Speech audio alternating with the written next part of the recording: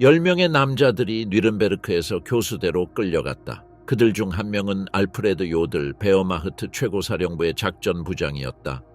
그의 마지막 말들은 함정문으로 떨어지기 전에 이랬다. 경례한다. 나의 영원한 독일이여. 조들은 야전 사령관이 아니었고 히틀러의 명령들을 군사 지침으로 바꾼 톱니 바퀴였다.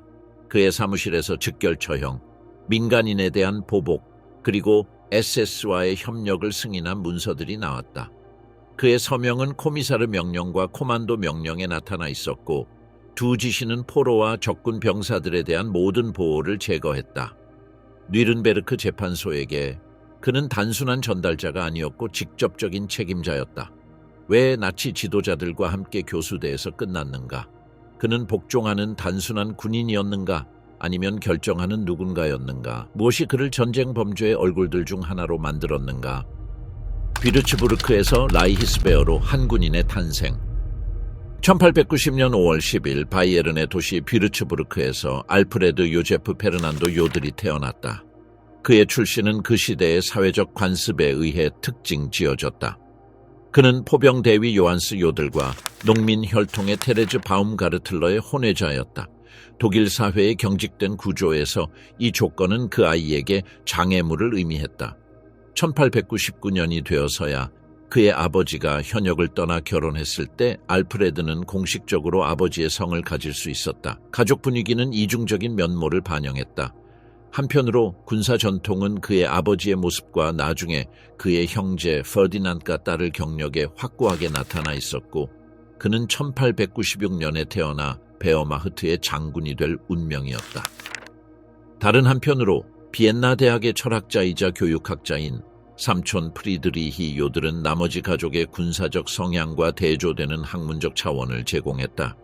이러한 영향의 조합은 젊은 알프레드에게 군사적 규율과 지적 사고가 공존하는 환경을 제공했다. 그의 어린 시절 동안 비르츠부르크의 초등학교에 다녔고 그 후 미넨의 테레지엔 기마지움에서 학업을 계속했다.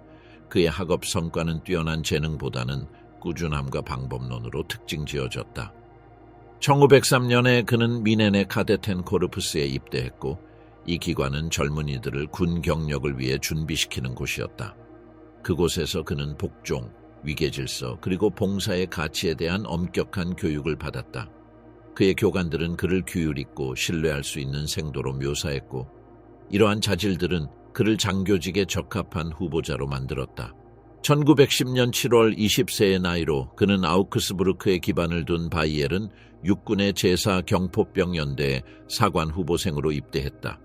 다음 해 그는 미넨의 전쟁학교로 보내졌고 그곳에서 포병과 전술에 대한 기술적 지식을 심화했다.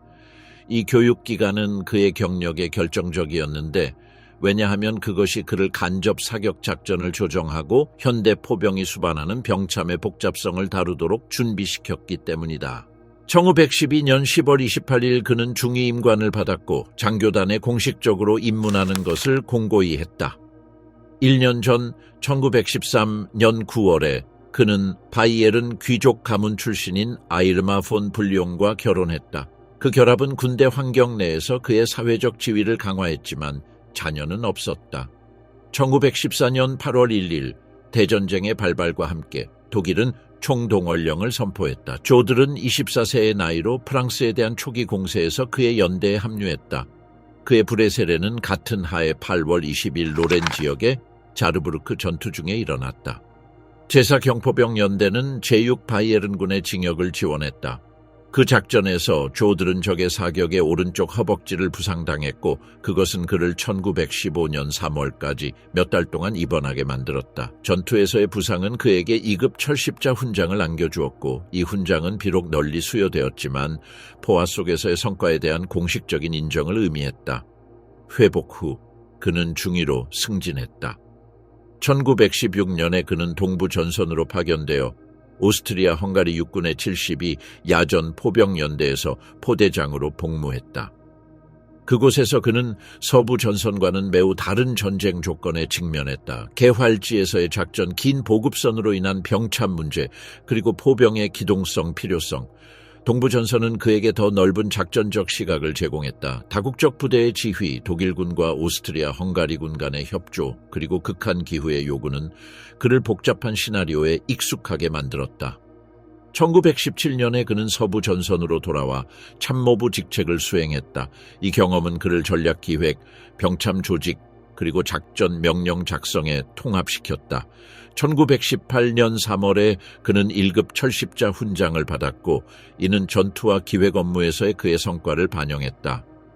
전쟁이 끝날 무렵 1918년 11월 11일의 휴전으로 조들은 직접 전투와 참모부 경험을 가진 젊은 장교였다. 그는 양 전선에서 복무했고 초기 공세에서부터 최종 패배까지의 전환을 목격했다. 1919년의 베르사유 조약은 독일의 군사 능력을 급격히 감소시켰다. 군대는 10만 명으로 제한되었고 의무 변경 중포 그리고 총참모부가 없었다. 수천 명의 장교들이 제대했다. 그러나 일부는 그들의 경험과 기술적 준비 때문에 유지되었다. 조들은 그들 중에 있었다. 같은 해 그는 22 경포병 연대로 발령받았고 잠시 후 란츠베르크 암레흐의 21 포병 연대로 갔으며 그곳에서 1921년까지 머물렀고 그때 대위로 승진했다. 1920년대는 정치적, 경제적 불안정으로 특징 지어졌다. 독일은 내부 반란, 쿠데타 시도, 통제 불능의 인플레이션 그리고 외국의 점령을 겪고 있었다. 그러한 맥락에서 라이히스베어는 축소되고 고립된 전문기관으로 남아 규율을 보존하고 장교 엘리트를 훈련시키는 데 집중했다. 1923년 조들은 베를린에서 지휘 보좌관 과정을 수료했고 다음 해 라이히스베어부에 발령받아 군사 재편과 관련된 행정 업무를 담당했다. 1927년과 1929년 사이에 그는 뮌헨의 제7사단 참모부의 일원이었다. 그 후 그는 제7 바이에른 포병연대로 돌아와 포대장으로 근무했다. 직접 지휘 기능과 참모부 임무 사이의 이러한 교대는 그가 양 분야에서 균형 잡힌 경험을 쌓을 수 있게 했다. 1928년과 1932년 사이에 그는 뮌헨의 전쟁학교에서 전술과 군사사 교수로 재직했다. 그 단계 동안 그는 대전쟁의 전역을 분석하고 작전적 교훈을 추출하며 규율, 기획, 그리고 체계적 분석에 기반한 방법론적 접근을 새로운 세대의 장교들에게 전달하는 데 전념했다. 1932년 2월에 그는 소령으로 승진했다. 같은 해 그는 행정적 외관 아래 은폐된 총참모부의 기능을 수행하던 기관인 트루펜남테 작전부 그룹장으로 임명되었다. 비록 베르사유 조약이 공식적으로 그 존재를 금지했지만 독일 육군은 그렇게 전략적 교리와 작전 기획의 연속성을 유지했다. 그곳에서 요들은 역사적 작전 분석과 미래 분쟁에 대한 가상 시나리오 작성에 익숙해졌다. 이 환경에서 그는 나중에 제2차 세계대전 동안 그의 직속 상관이 될 빌헬름 카이테를 만나 관계를 맺었다. 두 사람은 라이히스베어의 특징적인 전문적 프로필을 공유했다. 기술적인 장교들, 정치적으로 신중하고 조약의 제약에도 불구하고 군사 전통의 보존에 헌신했다. 1933년 1월 30일 아돌프 히틀러가 라이히 총리로 임명되었다. 이 사건은 독일의 정치적, 군사적 풍경을 결정적으로 변화시켰다. 제한의 시기에 경력을 쌓았던 조들과 같은 장교들에게 이제 확장과 재무장의 시나리오가 열렸다. 20년 이상의 복무, 대전쟁 참여로 훈장을 받고 총참모부의 비밀구조에서 훈련받은 알프레드 요들은 베르사유의 제약을 뒤로하기 시작한 독일에서 새로운 책임을 맡을 위치에 있었다. 제3제국에서의 승진, 장교에서 권력의 전략가로. 국가사회주의 정권의 도래는 대전쟁 종결 이후 독일 군대를 제약했던 조건들을 점차적으로 수정했다. 첫 몇 달 동안 새 정부는 군 최고사령부와의 실용적인 협력 과정을 추진했다. 전쟁부 장관이자 라이히스베어 총사령관으로 임명된 베르너 폰 블롬베르크는 군사기관의 현대화에 필요한 자원을 확보하기 위해 아돌프 히틀러와 협력하여 일하는 것을 수락했다. 14년 동안 베르사유 조약에 제약해 낮은 자세를 유지했던 군대는 그때까지는 도달할 수 없어 보였던 확장을 어렴풋이 보기 시작했다. 1935년 3월 베를린은 의무 변경 제도의 도입을 발표했다. 그 조치는 평화협정의 명백한 위반으로 광범위한 명칭 변경과 함께 이루어졌다. 라이히스베어는 공식적으로 베어마흐트로 변모했다. 새로운 이름은 단지 행정적 재편뿐만 아니라 분쟁 시 수백만 명의 병력을 동원할 수 있는 능력을 계획하는 성장 프로그램도 반영했다. 재무장은 항공기, 탱크 그리고 현대 포병의 집중 생산을 통해 신속하게 진행되었다. 이 과정을 관리하기 위해 전쟁부는 내부 구조를 재편하여 세 군의 합동 기획을 전문으로 하는 부서들을 창설했다. 같은 해 알프레드 요들은 베르사유에 제약해 참모부 기능을 유지했던 은폐된 사무실인 트루페남트에서 새로운 베어마흐트 지휘청으로 이동했다. 그곳에서 그는 국방부서의 책임자로 임명되었다. 대령으로의 승진이 이 임명과 함께 이루어졌고 그를 군사기구 내에서 점증하는 책임의 위치에 놓았다. 그의 임무는 육군, 해군 그리고 공군을 통합하는 연구와 계획을 조정하여 공통의 작전 교리를 달성하는 것을 목표로 했다. 이전 몇 년 동안 가상 시나리오 작성에서 얻은 경험은 그가 이 도전에 적응할 수 있게 했다. 현대전쟁은 1930년대 후반에 구상되었듯이 다른 성격의 군대들 간의 긴밀한 협조를 요구했다. 지상부대, 공군, 그리고 해군 요소의 동시 사용을 포함하는 합동작전의 개념은 참모부 연구의 중심축이 되었다. 조들은 이러한 원칙들을 구체화하는 책임을 맡은 장교들 중 한 명이 되었다. 비록 이 단계에서 히틀러와 직접적인 접촉을 유지하지는 않았지만 그의 분석은 상위 결정 수준에 도달했고 전략 기획을 위한 참고 문서로 평가받았다. 그가 부내에서 차지한 위치는 그를 새로운 체계에서 미래가 유망한 장교들 사이에 놓았다. 1938년은 전환점을 기록했다. 블롬베르크 프리치 사건으로 알려진 내부 위기는 지휘 구조를 근본적으로 수정했다. 전쟁부 장관 베르너 폰 블롬베르크는 개인적인 스캔들 이후 사임하도록 강요받았다. 육군사령관 베르너 폰 프리츠는 근거 없는 것으로 판명된 혐의로 해임되었다. 히틀러는 이 상황을 이용하여 전쟁부를 해체하고 그 자리에 오버콤마노 드어 베어마흐트, 즉 베어마흐트 최고사령부를 설립했고 이 기관은 피러에게 직접 종속되었다. 윌헬m 케이텔이 이 새로운 기관의 책임자로 임명되었고 구조는 히틀러를 중심으로 모든 군사결정을 중앙 집중화했다. 1938년 8월 조들은 웨르마크트 führungstab으로 명명된 OKW의 작전부 책임자로 임명되었다. 그의 책임은 히틀러의 정치적 지침을 구체적인 작전 계획으로 전환하고 진행 중인 작전의 실행을 조정하는 것이었다. 그 직책은 그를 의사결정의 핵심에 놓았다. 그의 기능은 엄밀한 의미에서 정치적이지 않았지만 그를 피러의 명령과 군사 분야에서의 실제 적용 사이의 필수적인 중개자로 만들었다. 이 역할을 수행한 첫 번째 시나리오는 오스트리아 위기였다. 1938년 3월 히틀러는 오스트리아 합병 준비를 명령했다. 오토라고 명명된 점령 계획은 바이에른에서 비엔나와 다른 주요 지역으로 사단들이 진입하는 것을 예상했다. 요들은 작전 지침의 작성과 병참 조직을 감독했다. 3월 11일 베어마흐트는 징역 명령을 받았고 다음 날 부대들은 국경을 넘었다. 안슐루스로 알려진 합병은 상당한 저항 없이 실행되었다. 빠른 결과는 OK와에서 구현된 새로운 협조 시스템의 효율성을 입증했다. 오스트리아의 성공은 히틀러의 군사기구 능력에 대한 신뢰를 강화했다. 몇 달 후 1938년 9월에 주데텐란트 위기가 발생했다. 독일은 체코슬로바키아에게 독일어 사용 인구가 거주하는 이 영토의 할양을 요구했다. 상황은 유럽을 분쟁 직전으로 몰고 갔다. OKW는 조들에 감독해 체코슬로바키아의 저항시 개입 계획을 수립했다. 이 문서들은 여러 방향에서의 침투 작전을 상세히 기술했고 기갑부대, 보병, 그리고 항공 간의 협조를 포함했다. 9월 30일 뮌헨 협정의 서명으로 위기가 해결되었다. 영국과 프랑스는 주데텐란트의 독일에 대한 할양에 동의했고 그렇게 전쟁을 피했다.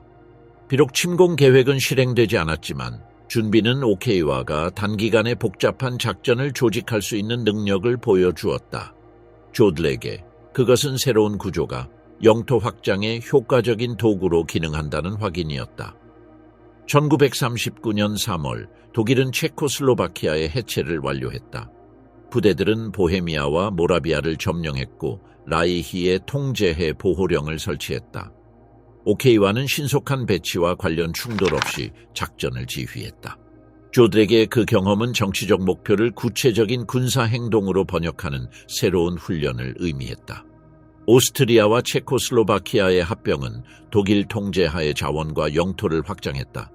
성공적으로 실행된 이 작전들은 베어마흐트가 히틀러의 야망에 효과적으로 대응할 수 있다는 인식을 강화했다. OKW 내에서 조들은 주요 작전 기획자로 자리매김했고 반면 케이텔은 행정 책임자이자 피러와의 직접적인 연락책으로 활동했다. 두 직책의 조합은 정치적 결정이 중앙 집중화된 군사 지침으로 변환되는 시스템을 구조화했다. 1938년과 1939년 사이에 OKW의 작전부는 여러 강대국과의 동시 충돌을 고려하는 전쟁 시나리오에 대한 연구를 수행했다. 조들은 전략적 배치 지침을 작성했고 군사훈련을 감독했으며 프랑스와 영국의 개입 가능성에 대비한 대체 계획을 수립했다. 그의 사무실은 기획의 신경 중심으로 기능했고 정권의 확장 정책에서 파생된 명령들을 군사령부로 전달했다. 1939년 여름 관심은 폴란드에 집중되었다. 히틀러는 단치히와 폴란드 회랑 문제를 무력으로 해결하기로 결정했다. 침공 준비는 오케이의 협조해에 가속화되었다. 8월 23일 적대 행위 시작 불과 일주일 전에 알프레드 요들은 공식적으로 오케이의 작전부장으로 임명되었고 이 직책은 그가 이미 사실상 수행하고 있었다. 이로써 그는 독일 군사구조의 중심 인물 중 한 명으로 확립되었다. 케이텔이 정치적, 행정적 연락책 역할을 맡는 동안 조들은 히틀러의 명령을 상세하고 실행 가능한 계획으로 변환하는 책임자였다.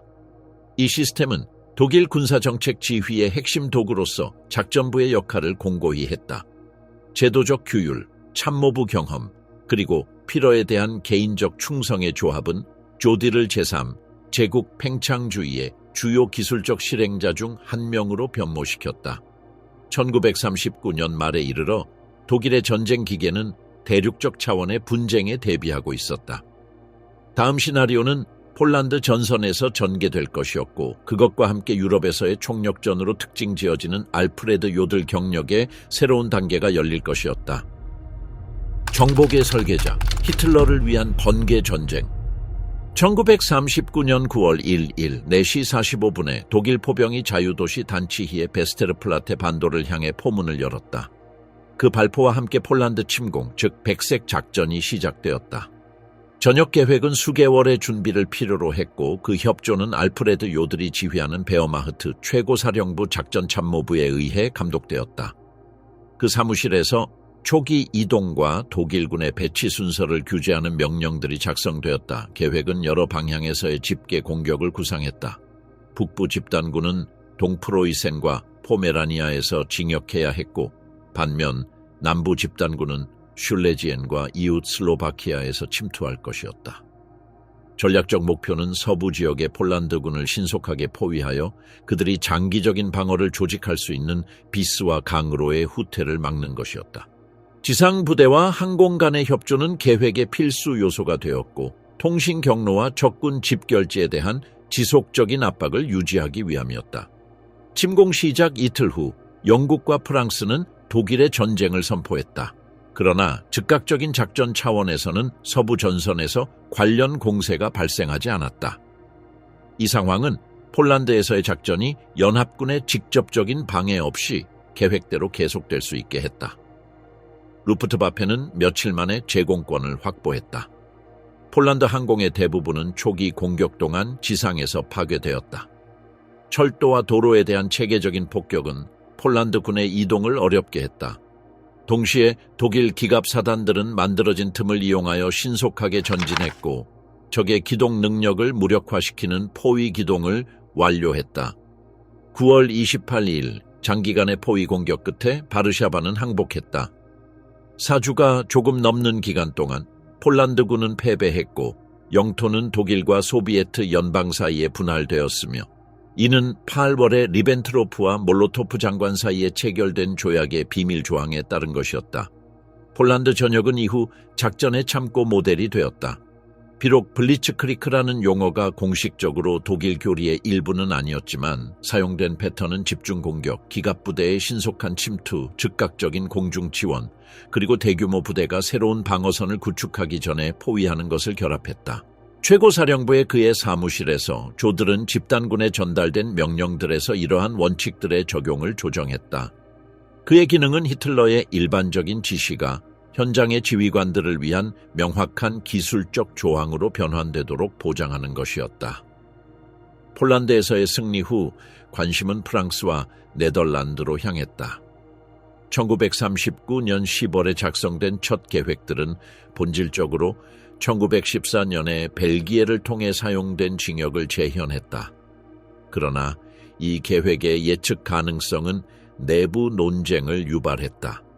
마침내 에리히 폰 만슈타인의 제안이 주요 계획으로 채택되었다. 아르덴을 통한 기갑부대의 진격, 메즈강을 건너 북쪽의 연합군을 포위하는 것을 목표로 했다. 조들은 황색 작전으로 명명된 이 계획의 조정에 참여했다. 최종 문서는 1940년 2월에 승인되었다.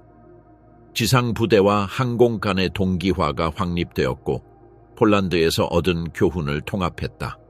공세는 5월 10일에 시작되었다. 부대들은 신속하게 아르덴을 건너 세우당에서 돌파구를 열었다. 며칠 만에 그들은 영국 해협의 해안에 도달했고 영국군과 여러 프랑스 사단들을 포위했다. 약 30만 명의 연합군 병사들이 됭케르크에서 대영 제국으로 대피하는 데 성공했지만 프랑스의 패배는 이미 돌이킬 수 없었다.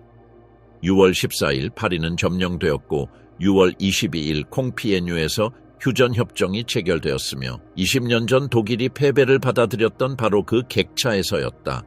최고사령부에게 서부 전역은 신속전 교리가 서부 전선에서 성공적으로 적용될 수 있다는 확인을 의미했다. 병행하여 히틀러는 북유럽의 통제 확보를 명령했다. 덴마크와 노르웨이는 전략적으로 필수적이었는데 왜냐하면 노르웨이의 나르비크 항구에서 발트해가 얼어붙는 몇 달 동안 스웨덴 철광석이 수출되었기 때문이다. 배저이붕 작전은 오케이의 작전참모부에서 준비되었다. 침공은 1940년 4월 9일에 시작되었다. 덴마크는 상당한 저항 없이 몇 시간 만에 점령되었다. 반면 노르웨이에서는 항구 도시들, 특히 영국군과 프랑스군이 상륙한 나르비크에서 장기간의 전투가 벌어졌다.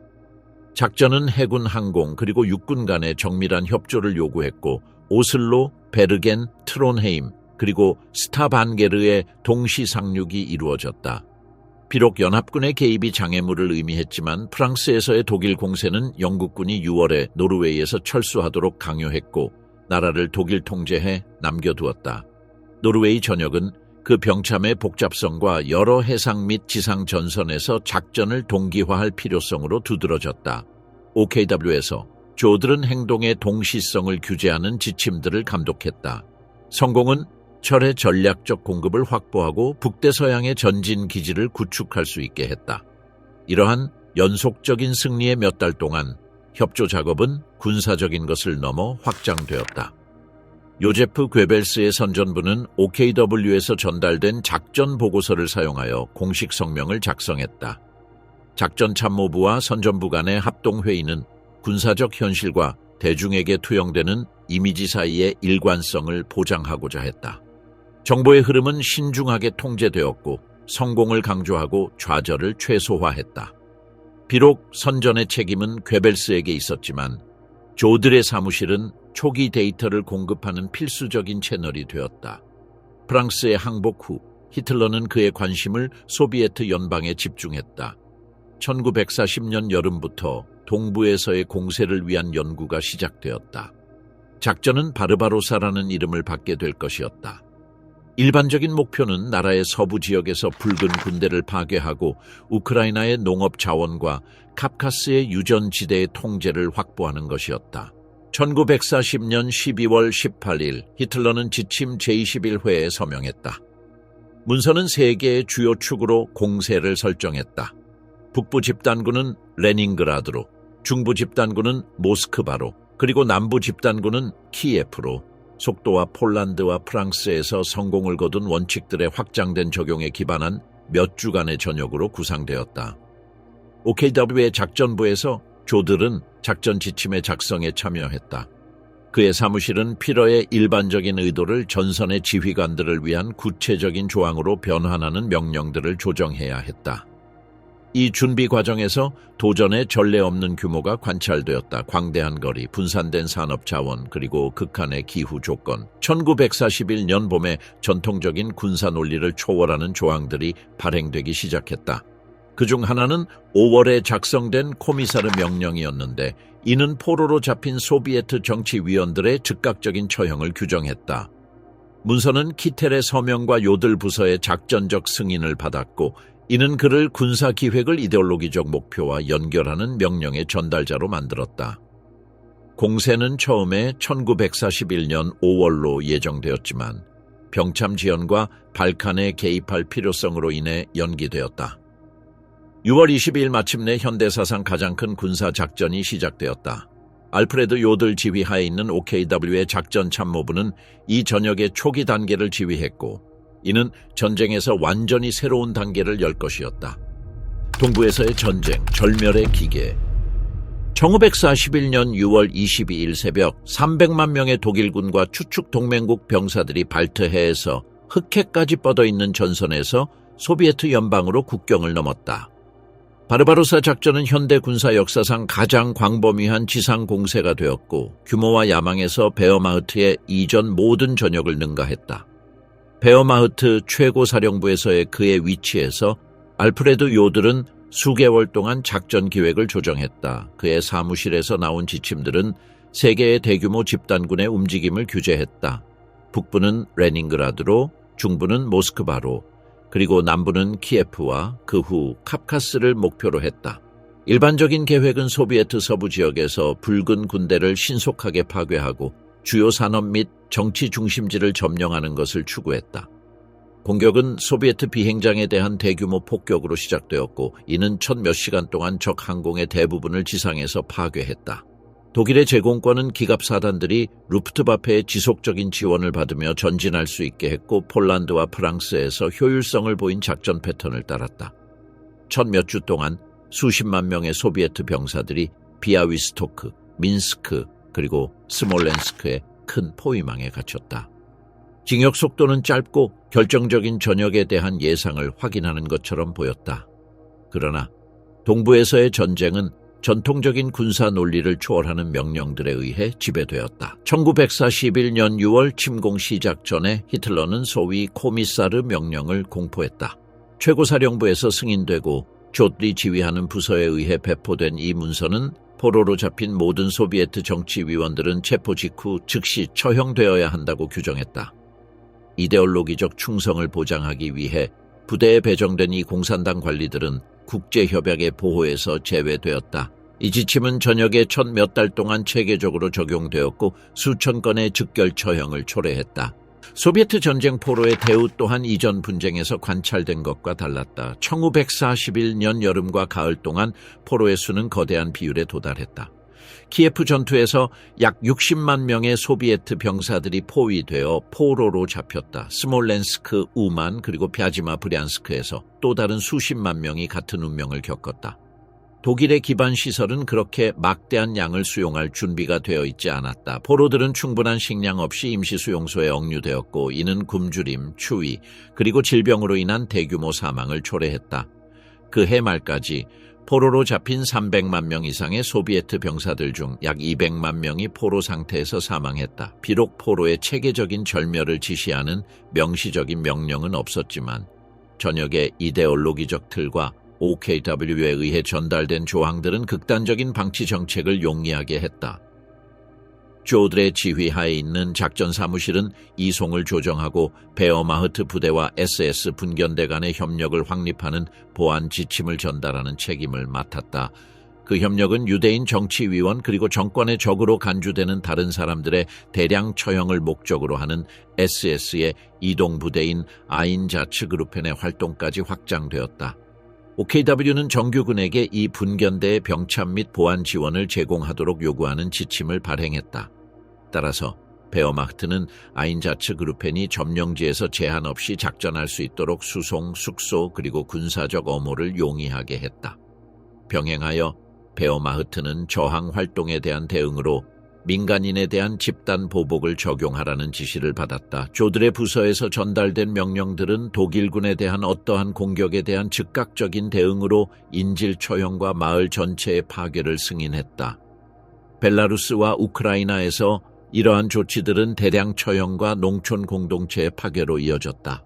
1942년 10월 소위 코만도 명령이 공포되었다. 케이텔이 서명하고 OKW의 작전 지역에 의해 배포된 이 명령은 전선 뒤에서 포로로 잡힌 모든 연합군 특공대는 자발적으로 항복하더라도 예외 없이 처형되어야 한다고 규정했다. 비록 서부 전선을 위해 고안되었지만 이 조항은 동부에서도 적용되었고 전쟁법의 전통적인 보호를 제거하는 명령 패턴의 연속성을 확인했다. 한편 전선의 주요 작전들은 모스크바를 향해 전진하고 있었다. 여름의 포위 공격 후 히틀러는 겨울이 오기 전에 소비에트 수도를 점령하기 위한 공세를 명령했다. 태풍 작전은 1941년 10월에 시작되었다. 독일군은 벼지마와 브리안스크에서 대규모 부대를 포위했고 수십만 명의 병사를 포로로 잡았다. 그럼에도 불구하고 진격은 가을비로 인해 점차 느려졌고 이는 길을 진흙탕으로 만들었으며 보급선의 심각한 연장 때문이었다. 12월에 독일군은 모스크바에서 30km 미만의 위치에 도달했지만 겨울의 도래는 그들의 작전을 마비시켰다. 붉은 군대는 대규모 반격을 시작했고 이는 독일군이 전쟁 시작 이래 처음으로 후퇴하도록 강요했다. OKW의 기록에서 조들은 히틀러에게 공세를 계속하는 것이 불가능하다고 보고했지만 베를린에서의 명령들은 전략적 후퇴 없이 위치를 유지하라고 주장했다. 1941년에서 1942년의 겨울은 베어마흐트의 첫 번째 큰 좌절을 기록했다. 모스크바를 점령하지 못한 것은 동부에서의 분쟁이 신속한 전역의 패턴을 따르지 않을 것임을 보여주었다. 사상자는 수십만 명에 달했고 전선은 길고 유지하기 어려운 선에서 안정되었다. 조들의 부서를 통해 전달된 히틀러의 지침들은 후퇴 없이 모든 구역에서 저항하라고 명령했다. 이 정책은 전체 사단들이 유지 불가능한 위치에 남아 동상과 보급품 부족으로 추가적인 손실을 입게 했다. 동시에 점령 지역에서 베어마우트는 계속해서 억압 임무에 관여했다. 파르티잔 추격, 전체 인구의 추방, 그리고 이데올로기적 절멸 정책의 실행을 위한 SS와의 협력은 정규군에 할당된 기능의 일부로 유지되었다. 동부에서의 전쟁은 체계적으로 전통적인 군사작전과 억압 조치를 통합했다. 모스크바에 대한 공세 실패 후 히틀러는 1942년 전역을 위한 전략을 재조정하기로 결정했다. 주요 목표는 카프카스의 유전지대와 볼가 강변에 위치한 스탈링그라드 시를 점령하는 것이 되었다. 조딜과 그의 부서는 청색 작전으로 명명된 공세를 규제하는 지침의 작성에 참여했다. 작전은 1942년 6월에 돈강과 볼가강을 향한 상당한 징역으로 시작되었다. 그러나 스탈링그라드와 카프카스 사이에 군대를 분할하기로 한 히틀러의 결정은 기획에 어려움을 초래했다. 작전부는 충실하게 명령을 전달했지만 내부 문서 자체는 두 전략적 방향으로 노력을 분산시키는 위험을 지적했다. 소비에트 연방 남부에서의 이 새로운 전역은 분쟁의 다른 단계를 열 것이었다. 그때까지 신속한 징역과 대규모 포위로 특징 지어졌던 동부 전선은 전쟁의 흐름을 결정적으로 수정할 전환점에 가까워지고 있었다. 붕괴와 충성, 폐허 속의 라이히. 정색 작전은 카프카스의 유전지대에 도달하고 스탈링그라드 시를 점령하는 것을 목표로 1942년 6월 28일에 시작되었다. 그 계획은 남부에서의 독일군 배치의 재편을 의미했다. 남부 집단군은 두 개의 편제로 나뉘었다. 카프카스로의 공세를 담당하는 A 집단군, 그리고 볼가강을 향한 B 집단군.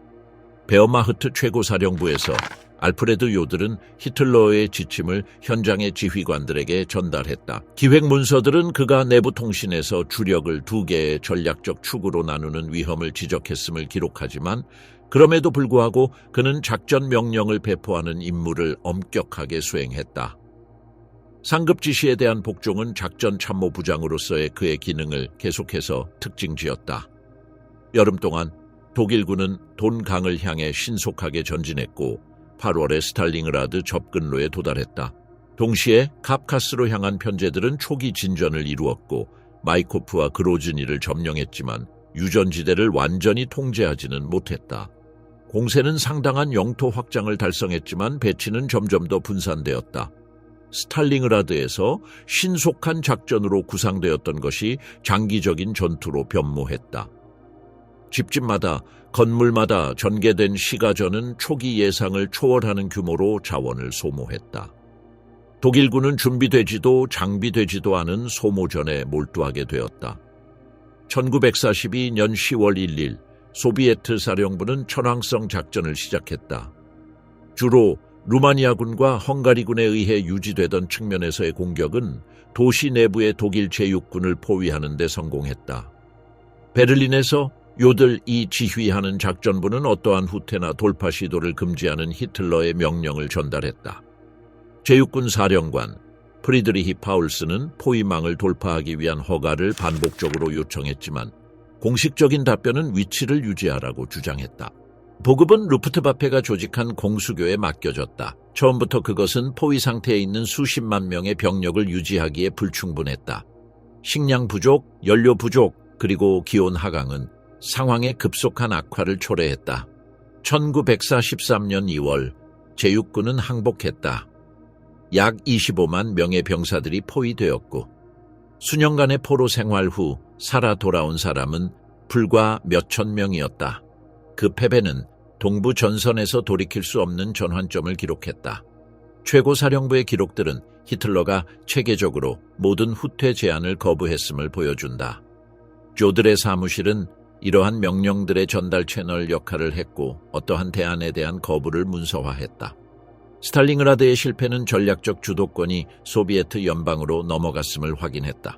1943년 7월 쿠르스크 전투는 동부에서 독일의 마지막 대규모 공세의 실패를 의미했다. 그때부터 베어마흐트는 계속적인 후퇴 상태에 있었다.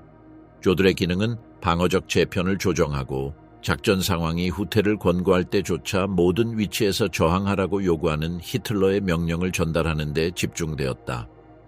1944년 6월 소비에트의 바그라티온 작전은 중부 집단군을 파괴했다. 몇 주 만에 약 28개의 독일 사단이 전멸했다. 동부 전선은 넓은 구역에서 붕괴되었고 가용 예비군은 틈을 메우기에 불충분했다. OKW의 작전부는 가장 위협받는 지점으로 자원을 재분배하려고 시도했지만 공세의 규모는 어떠한 대응 능력도 초과했다. 그러한 붕괴의 맥락에서 장교단의 한 부문이 히틀러를 제거하기 위해 음모를 꾸몄다. 1944년 7월 22일 클라우스 본 슈타우펜베르그는 동프로이센의 사령부인 늑대 소굴의 회의실에 폭탄을 설치했다. 조들은 회의에 참석하고 있었다. 폭발은 여러 장교의 사망을 초래했고 다른 사람들을 부상시켰으며 조들 자신도 포함되어 얼굴과 다리에 부상을 입었다. 그는 치료를 받았고 며칠 만에 OK에서 그의 직무를 재개했다. 암살 시도는 실패했고 광범위한 탄압을 낳았다. 수천 명의 용의자가 체포되었고 수백 명이 즉결 재판 후 처형되었다. 조들은 공개적으로 정권에 대한 충성을 재확인했고 히틀러의 절대적인 신임을 받는 장교 중 한 명으로 남았다. 암살 시도에서의 그의 생존과 그의 충성은 전쟁의 마지막 몇 달 동안 그를 지휘의 핵심에 머물게 했다. 1944년 가을 노르웨이 북부로의 소비에트 징역과 함께 히틀러는 초토화된 땅 정책을 적용하라고 명령했다. 10월 28일 조들은 링겐 피오르드 동쪽의 인구를 대피시키고 모든 기반 시설을 체계적으로 파괴하라고 명령하는 전보에 서명했다. 북극광 작전으로 명명된 이 작전은 4만 명 이상의 민간인의 강제 대피와 마을, 도로, 다리, 그리고 항구의 파괴를 초래했다. 이주된 인구는 북극의 겨울 동안 극한의 조건을 겪었다. 1945년 4월 30일 히틀러는 베를린의 그의 벙커에서 자살했다. 카를 폰 디니츠가 후계자로 지명되었고 플랜스부르크의 임시정부를 구성했다. 그의 전략은 서방연합군에게 항복하고 가능한 한 많은 군대와 민간인을 서쪽으로 대피시킬 충분한 시간 동안 소비에트 연방에 계속 저항하는 것이었다. 5월 6일 드니츠는 알프레드 조드를 연합군과 협상하기 위해 보냈다. 회담은 랭스에서 디와이트 데이비드 아이젠하워의 사령부에서 열렸다. 조들은 서부 전선에서의 제한적인 항복을 제안했지만 아이젠하워는 모든 전선에서의 무조건적인 항복을 요구했다. 서부 전선을 폐쇄하고 추가적인 대피를 막겠다는 위협에 직면하여 드니츠는 조건을 수락하라고 명령했다. 5월 7일 새벽 2시 41분에 조들은 랭스에서 베어마흐트 최고사령부를 대신하여 무조건 항복 문서에 서명했다. 협정은 적대 행위의 중단이 5월 8일 23시 1분에 발효될 것이라고 규정했다. 몇 시간 후 소비에트 사령부는 베를린에서의 새로운 서명을 요구했다. 5월 8일 밤 윌헬m 케이텔은 카를스호르스트에서 주코프 원수 앞에서 항복을 비준했고 유럽에서의 전쟁 종결을 공식적으로 확인했다. 알프레드 요들 경력은 확장 공세의 기획에서 패배의 관리와 무조건 항복의 서명으로 넘어갔다. 상급 명령에 대한 그의 충성은 정권의 마지막 날까지 그를 지휘 구조의 중심에 머물게 했다. 전쟁은 끝났지만 조들에게는 분쟁 동안 그의 역할이 국제재판소 앞에서 심사될 새로운 단계가 열리고 있었다. 뉘른베르크에서의 재판 지휘 테이블에서 교수대로 1945년 5월 23일 랭스에서 항복 서명 불과 16일 후 영국군은 플랜스부르크에 있는 칼 드니츠 임시정부의 시설을 포위했다. 체포된 사람들 중에는 알프레드 요들이 있었고 그는 그때까지 베어마흐트 최고사령부의 작전부장으로서의 직무를 계속 수행하고 있었다. 포로수용소에서의 짧은 구금 후 그는 정권의 다른 고위 지도자들과 함께 재판을 받기 위해 뉘른베르크로 이송되었다. 국제군사재판소는 미국, 영국, 프랑스 그리고 소비에트 연방 간의 합의에 의해 설립되었다. 그 관할권은 3가지 범주를 포함했다. 평화에 반하는 범죄, 전쟁 범죄, 그리고 인류에 반하는 범죄. 재판은 1945년 11월 20일에 공식적으로 시작되었다. 조들은 24명의 주요 피고인 중에 포함되었다. 그에 대한 혐의는 4가지 죄목으로 나뉘었다. 평화에 반하는 범죄를 저지르기 위한 음모, 침략 전쟁의 기획 및 수행, 전쟁 범죄, 그리고 인류에 반하는 범죄. 검찰은 그의 사무실을 국제협약에 반하는 명령의 전달과 직접적으로 연결하는 문서들을 제출했다. 그 중에는 1941년 6월의 코미사르 명령이 있었는데 이는 소비에트 정치위원들의 즉각적인 처형을 지시했다. 1942년 10월의 코만도 명령, 이는 특수작전에서 포로로 잡힌 연합군 병력의 처형을 규정했다. 그리고 민간인에 대한 보복을 승인하는 지침들이 있었다. 또한 1944년 10월에 서명된 노르웨이 북부에서의 강제 대피와 체계적인 파괴를 규정한 명령도 포함되었다. 조들의 변호 전략은 정당한 복종의 원칙에 기반했다. 그는 그의 역할이 히틀러의 명령을 전달하는 데 국한되었고 그것들을 수정하거나 거부할 능력이 없었다고 주장했다. 그는 정치적 결정의 공식화나 가장 논란이 많은 지침의 생성에 참여하지 않았다고 주장했다. 그는 또한 절멸 수용소의 운영에 대해 알지 못했다고 진술했고 그것을 SS의 독점적인 관할로 돌렸다. 재판 동안 요들은 문서에 있는 그의 서명이 내용에 대한 개인적인 승인이라기보다는 그의 직책에 고유한 행정적 행위로 이해되어야 한다고 주장했다. 그의 아내 루이즈 폰 요들은 히틀러에게 불복종하는 것이 불복종에 대한 가능한 처형을 포함한 극단적인 결과에 자신을 노출시키는 것을 의미했을 것이라는 생각을 강화하기 위해 문서와 증언을 제공하며 변호를 도왔다. 검찰은 요들이 단순한 수동적인 실행자가 아니었다는 증거를 제시하며 반박했다. 문서들은 그가 작전 계획의 작성과 국제법의 체계적인 위반을 초래한 정책의 조정에 참여했음을 보여주었다. 또한 그가 때때로 청색 작전에서의 병력 분할과 같은 전략적 결정에 대해 유보적인 입장을 표명했다는 증거가 제출되었다. 이 사실은 그가 의견을 제시할 여지가 있었고 따라서 단지 명령의 자동적인 전달자로서만 행동하지 않았음을 시사했다. 재판소는 OKW의 작전부장으로서의 그의 지위에서 조들이 명령의 범위를 이해하고 그 실제 적용을 조정하는 데 필요한 권한을 가지고 있었다고 평가했다. 즉결 처형, 집단 보복, 그리고 추방 및 보안 작전에서의 SS와의 협력을 포함하여 전달된 조치들의 규모는 엄격한 복종의 범위를 초과하는 참여를 보여주었다. 1946년 10월 1일 판결이 내려졌다. 알프레드 요들은 4가지 죄목 모두에서 유죄 판결을 받고 교수형에 의한 사형을 선고받았다. 다른 사형수들과 함께 그는 그의 군 장교 신분을 주장하며 형을 총살형으로 대체해 줄 것을 요청했다. 재판소는 저질러진 범죄가 군인의 명예에 대한 어떠한 고려도 초월한다고 주장하며 그 요청을 거부했다. 처형은 1946년 10월 16일 새벽으로 정해졌다. 11명의 사형수가 처형될 예정이었지만 헤르만 괴링이 몇 시간 전에 시한 화물을 섭취하여 자살했기 때문에 결국 10명이었다. 지정된 사형 집행인은 미국 하사 존 우즈였다. 처형의 기술적 준비는 낙하 길이가 불충분하여 여러 경우에 경추골절에 의한 즉각적인 사망이 아니라 장기간의 교살에 의한 사망을 초래했기 때문에 이후 논쟁의 대상이 되었다. 그의 차례가 왔을 때 조들은 감옥체육관에 설치된 교수대에 망설임의 기색 없이 올라갔다. 기록에 따르면 그의 마지막 말은 독일어로 이랬다. 경례한다. 나의 영원한 독일이여. 함정문이 열렸고 낙하는 즉각적인 죽음을 초래하기에 충분하지 않았다. 처형은 질식으로 인해 몇 분 동안 계속되었다. 그는 56세였다. 그의 시신은 다른 처형된 사람들의 시신과 함께 화장되었고 죄는 정치적 숭배의 대상이 될 수 있는 매장 장소가 존재하지 않도록 이자르 강에 뿌려졌다.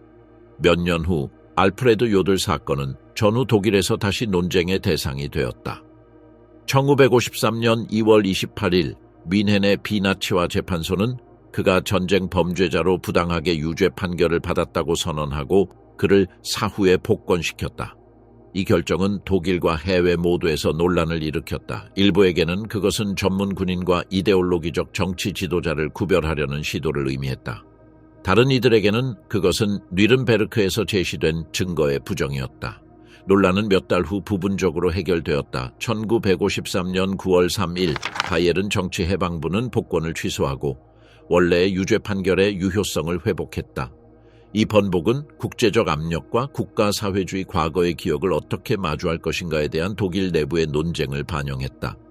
조들의 사건은 권위주의 체제에서의 개인적 책임에 대한 긴장을 명백히 했다. 그의 경력은 독일 참모부의 전통에서 훈련받은 장교가 어떻게 군대를 국제법에 반하는 조치를 실행하기 위해 사용한 정권의 톱니바퀴가 될 수 있었는지를 보여주었다. 그의 인물에 대한 논의는 그의 죽음 이후에도 계속되었고 군사적 복종의 한계와 범죄적 결정의 틀 안에서의 개인적 책임에 대한 의문들을 반영했다. 뉘른베르크에서의 교수대, 일시적인 복권, 그리고 그 조치의 후속 취소는 전후의 법적, 정치적 복잡성의 상징이 되었다.